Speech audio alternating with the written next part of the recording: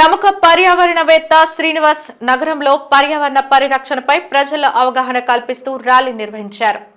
సాగర్ తీరంలో ప్రజల్లో పర్యావరణ పరిరక్షణకు తీసుకోవాల్సిన అంశాలపై చైతన్యం కల్పిస్తూ ర్యాలీ సాగింది. నేటి తరం పర్యావరణాన్ని పరిరక్షించుకోకపోతే భావితరాలు మనుగడే కష్టమని తెలియజేసే 10 నిమిషాల వీడియో సొంత నిధులతో చిత్రీకరించి ఎల్ఈడి స్క్రీన్ ద్వారా ప్రదర్శించారు. అనంతరం పర్యావరణవేత్త శ్రీనివాస్ వరాహల్ రాజు మాట్లాడారు. ప్రకృతిని మనం కాపాడుకుంటే అది మనల్ని రక్షిస్తుందన్నారు. మానవులు తన అవసరాలకు భూగర్భ వనరుల్లో స్వలాభం కోసం అత్యధికంగా వాడుకుంటూ ప్రకృతిని నాశనం చేస్తుంటే అది మానవ జాతిని అంతం చేస్తుందని హెచ్చరించారు. నేటి తరంపైనే ప్రకృతి రక్షించాల్సిన బాధ్యత ఉందన్నారు. పర్యావరణానికి కలిగిస్తున్న హాని ఫలితంగానే నేడు వాతావరణంలో పెను మార్పులు చోటు చేసుకుంటున్నాయని తెలిపారు. గతంలో ఎన్నడూ లేని విధంగా విపరీతమైన ఉష్ణోగ్రతలు, అధిక వర్షాలు, క్లౌడ్ బరస్లు జరుగుతున్నాయని తెలియజేశారు. వీటికి కారణం పర్యావరణంలో సమతుల్యత దెబ్బతినడమే కారణమన్నారు.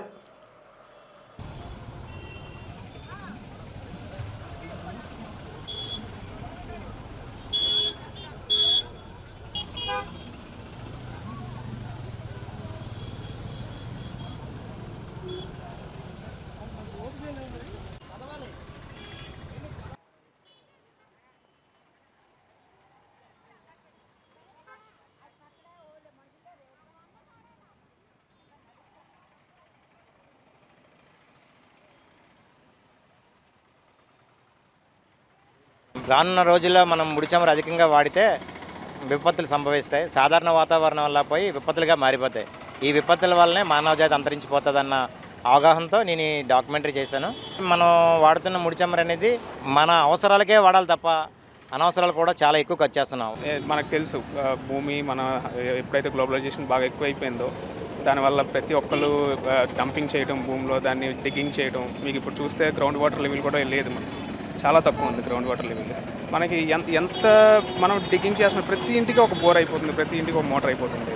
సో ఏంటంటే వాటర్ లెవెల్, మంచి వాటర్ లెవెల్ తగ్గిపోతుంది కంప్లీట్గా. సో మనం ఏంటంటే గోయింగ్ ఫర్దర్ ఇంకా మనం ఇలాగా బీచెస్లో కానీ లేకపోతే సముద్రం వాటర్ నుంచి మనం రిఫారెస్టేషన్ చేసుకొని మనం మంచి ఇలా అవన్నీ చేసుకోవాల్సిన పరిస్థితి వస్తుంది ఫ్యూచర్లో. అందుకని భూమిని మనం కాపాడుకోవాలని చెప్పేసి ఏదైతే ఈ ఒత్తిడికి గురవుతుందో భూమి, ఏదైతే ఈ ప్రెషర్కి గురవుతుందో భూమి, దాని మీద కొంచెం ప్రజలకు అవగాహన తెలియాలని చెప్పేసి ఈ ర్యాలీ చేపట్టాం. భూమి పర్యావరణం వల్ల భూమి యుగాంతం జరుగుతుంది అని ఒక ఊహగా ఉండేది. ఎందుకంటే మనం ముడి చమురు ఎక్కువగా వాడుతున్నాం, ప్రతిదానికి అవసరానికి మించి ఎక్కువ వాడుతున్నాం. దానివల్ల ఇకపోతే ప్రపంచంలో ఒక సిస్టమ్ అంటూ ఒకటి ఉంది. శ్రావణ భాద్రపదాలు అనే సృష్టిలో వర్షకాలం అంటారు. శ్రావణం, భాద్రపద 6 నెలలు వర్షాలు పడతాయి.